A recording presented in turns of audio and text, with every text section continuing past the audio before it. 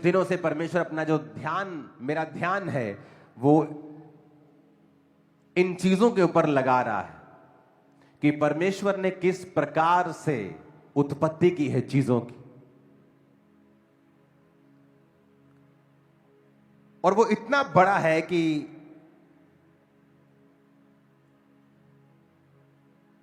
दिमाग चकरा जाए लोगों का।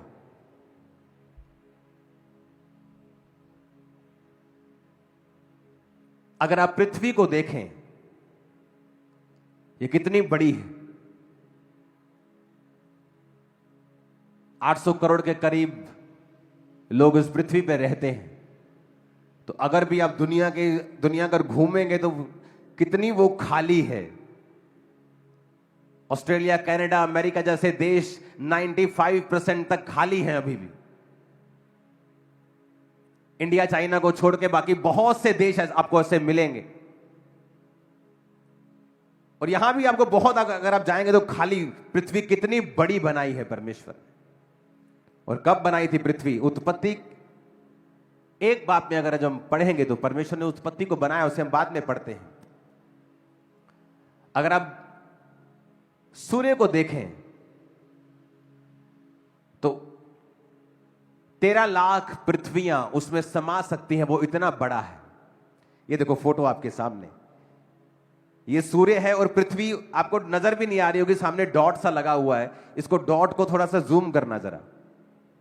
ये जो पृथ्वी दिखा रहे हैं डॉट में, वो पीछे रह गई। हां, और जूम करना जरा। ये दिख रहा है, ये पृथ्वी है हमारी, और जो सामने है ये सूर्य है।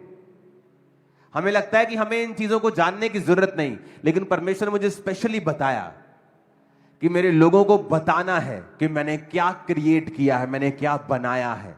किसने बनाया? ये शैतान ने? ये अपने आप बना? कोई साइंटिफिक घटना हुई कि पूरा यूनिवर्स बन गया? नहीं।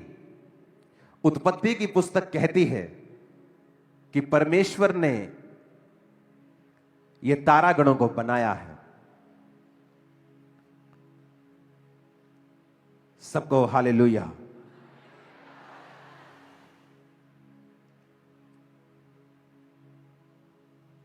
अगर आप उत्पत्ति 1 से लेके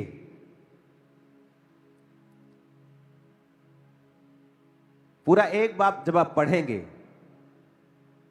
तो आप देखेंगे कि परमेश्वर ने किस तरह से 16 आयत को पढ़ेंगे। जब परमेश्वर ने 2 बड़ी ज्योतियां बनाई, उनमें से बड़ी ज्योति को दिन पर प्रभुता करने के लिए और छोटी ज्योति यानी चंद्रमा को रात पर प्रभुता करने के लिए बनाया, और तारागण को बनाया। सूर्य भी एक तारा है।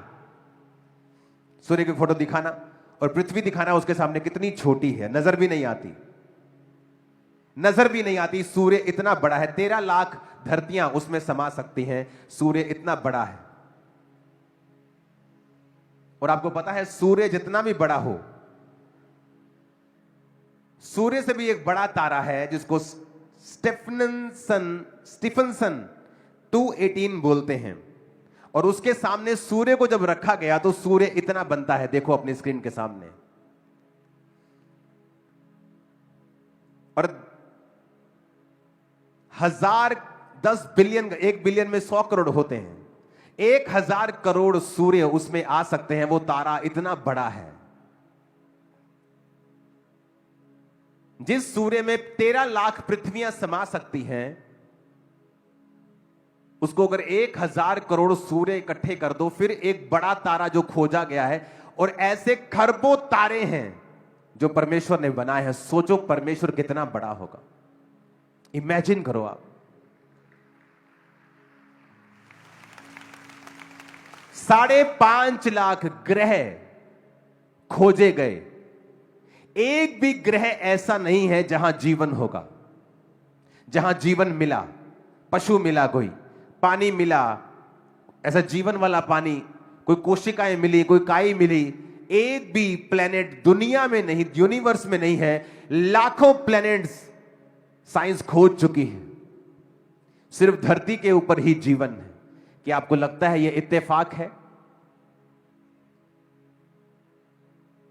क्या आपको यह इत्तेफाक लगता है? अभी मार्स के ऊपर से नई पिक्चर्स आई हैं सनसेट की, जहां ब्लू कलर का सनसेट मार्स के ऊपर अभी नए कैमरे ने भेजा। आप देखो उसको तो आपका दिमाग चकरा जाएगा। नीले कलर का सनसेट वहां हो रहा है, ब्लू कलर का मार्स के ऊपर, जहां पे नए वैज्ञानिकों ने नए जो रोवर भेजा है उसने पिक्चर खींची है। आपको ह्यूजनेस मालूम होगी कि परमेश्वर कितना बड़ा है, कितना कमाल का है, उसने सब चीजों को कैसे बनाया है। एक वीडियो है, मैं उसे इंटरनेट पे रिलीज कर दूंगा, अभी मेरे पास समय नहीं है दिखाने का। उस वीडियो में दिखाया गया है कि अगर सूर्य से पृथ्वी 10% और दूर होती तो धरती का टेम्परेचर जो आज यहां का हम 30 देखते हैं वो सर्दियों में -50 होता और गर्मियों में 80 डिग्री होता। यानी धरती रहने के लायक नहीं होती, यहां आदमी कभी रह नहीं पाते। अगर धरती सूर्य से सिर्फ 10% नजदीक होती तब भी यहां पे आदमी रह नहीं पाते। अगर बाकी ग्रह धरती से दूर या नजदीक होते, यह धरती तब भी सरवाइव नहीं कर पाती। अगर चंद्रमा धरती से ज्यादा दूर होता तब भी धरती सरवाइव नहीं कर पाती, क्योंकि चंद्रमा जो है वो धरती के आसपास के सारे जो उल्का पिंड है उनको संभालता है, उनको अपनी ओर खींचता है। इमेजिन करो, क्या आपको यह इत्तेफाक लगता है? आपको लगता है कि इतनी परफेक्शन में कोई चीज बनी है और आपको लगता है कि अपने आप बनी होगी? किसने बनाया इसे? उसने कहा उसने सूर्य को बनाया और चंद्रमा को बनाया और सब तारागणों को बनाया और इस दुनिया को परफेक्ट बनाया उसने।